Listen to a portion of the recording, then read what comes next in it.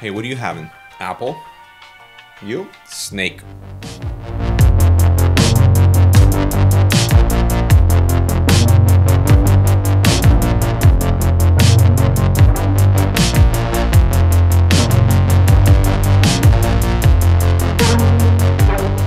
So guys, I have to admit, I really love this notebook. Eber has one, and now I have an even better one. So welcome to my full experience with the Razer Blade 15 2019 advanced model. This is the fully spec'd out $3,000 machine.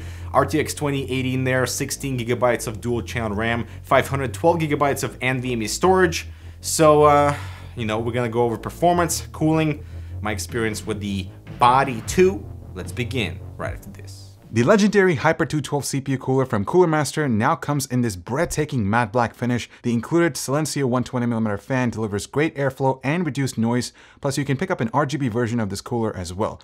Learn more about the Hyper 212 Black Edition and its RGB sibling down below. All right, let's dive right in. Build quality is first. I would equate this machine to be like a MacBook equivalent amongst Windows notebooks, simply because that whole aluminum shell is very reminiscent of a MacBook, but here we have that black color scheme instead of silver, and no flexing anywhere. The edges are super sharp, thus the Razer Blade name is fitting for this sort of body. And compared to my recent experience with the MSI P65 that flexes anywhere you press it, this machine does not, and that makes me happy. But the black aluminum shell, while feeling great, leaves finger marks all over the place on the exterior and on the interior, since that is also fully aluminum, so that's kind of unfortunate. It is impressive at how thin the machine is, considering it has an RTX 2080 Max-Q inside of it, so portability factor is absolutely not an issue, and as a desktop replacement, specs-wise, it fits perfectly. Now, your port selection is pretty rich with plenty of display connectivity and Type-C Thunderbolt 3, which is awesome,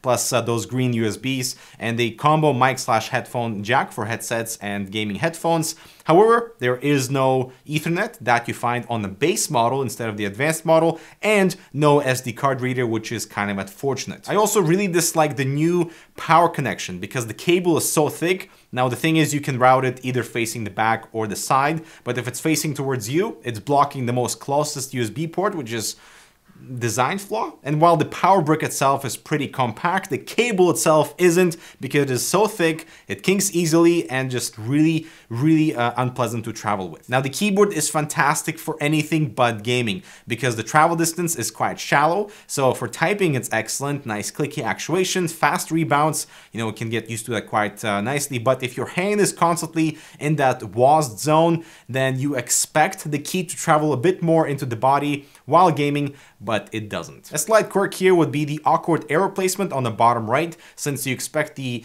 question mark to be placed beside the shift, but that is where your arrow key up is located instead. But I love the lighting integration in here with per key lighting customization, plenty of awesome effects. I love the fire one, and the keys are super bright, and the secondary keys are now finally illuminated. The trackpad here is quite large and is also fantastic, just like the keyboard. Nice smooth navigation, Windows precision drivers, and is so much better than anything else I've tried on the Windows machine or Windows notebook, aside from like the Dell options. Like my MSI P65 also has Windows precision drivers, but this thing is so much more responsive. Now, the speakers are properly firing up with decent volume projection and clarity. Take a listen.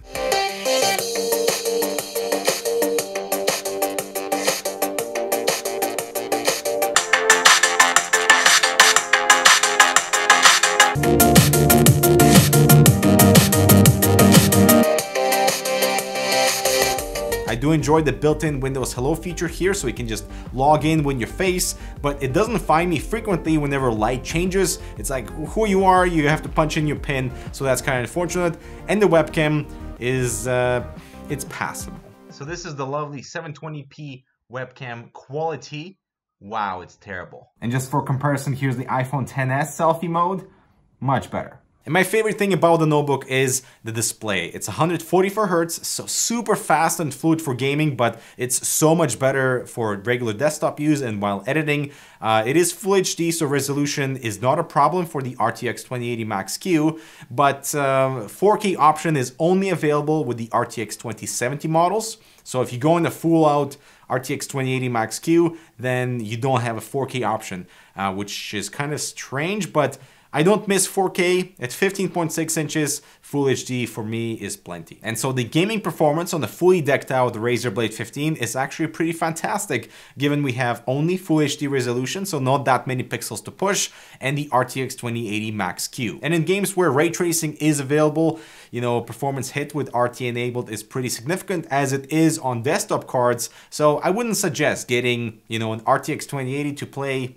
BF5 with RTX on or DXR on and Metro Exodus with RT on, because the performance by itself is pretty fantastic, but as long as the whole ray tracing scene is out of the picture. Now, one major concern when it comes to the RTX Max-Q variant and laptop variant GPUs inside these notebooks is that the boost clocks are solely dependent on the cooling, which is solely dependent on the brand. And so it's Razer's job to provide sufficient cooling for the GPU and the CPU to hit highest clocks possible. And so the cooling in this machine is actually pretty fantastic. My Max-Q card never went above 76 degrees Celsius at load, and BF5 I was constantly hitting around 1600 megahertz for the boost clocks, while in other games I was hovering around 1400 megahertz. So the cooling is dependent, or the clocks are dependent on the cooling, and the ceiling for that temperature is 76 degrees Celsius for the graphics card. And as for the CPU, the temperature was pretty consistent between 87 degrees Celsius and 89 degrees Celsius, and constantly going between 2.5 gigahertz and 3.9 gigahertz. So nice overclock on some cores, but not consistent 3.9 gigahertz throughout the entire session. And it did vary depending on the temperature and the scene. And also, of course, this machine is fantastic for video production. Just look at those render times compared to my main workstation PC and the MSI P65. So it's almost equivalent to what I get on my main 9900K and the 2080 Ti. So for video production, this thing is awesome. Now, this notebook has 3 performance modes: balanced, gaming, and creator. In balanced and gaming, they're pretty much identical in terms of powering the GPU and the CPU about the same, as you can see based on the Firestrike scores. But in the creator mode, it significantly throttles the GPU to 800 megahertz and channeling all that power to the CPU so it can maintain higher clocks.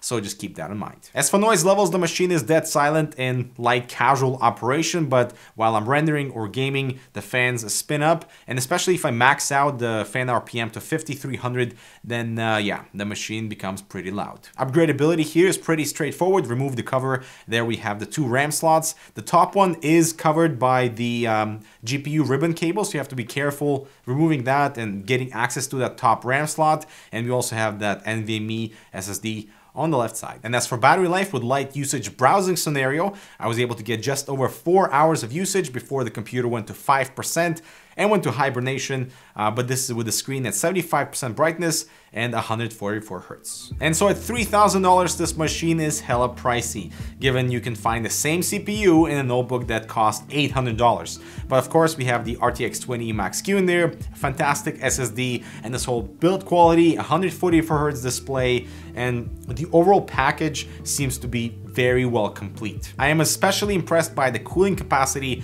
of that vapor chamber cooler for the GPU, you know, reaching 76 degrees Celsius, and that is its throttle limit here, while the CPU, you know, comfortably sits at like, you know, just below 90 degrees, but still clocking to 3.9 quite regularly. Regularly. And really my main point of frustration, believe it or not, would be the power plug cable. That sounds ridiculous, but why does it have to be that thick? It kinks easily and really does not suit the overall like design that's been, you know, a thought process that's been placed behind this machine. And also the whole Max-Q boost clocks depending on the notebook manufacturer, and luckily I think Razer has done a really good job here to maximize performance without too many compromises. All right, guys, so that is my experience with the Razer Blade 15. This thing will definitely be traveling with me wherever I go because the performance in this form factor is simply amazing. And yeah, very happy to have this thing in my collection now for video production and also on-the-go gaming. All right, I'm Dmitry. Thanks so much for watching. We'll see you in the next video.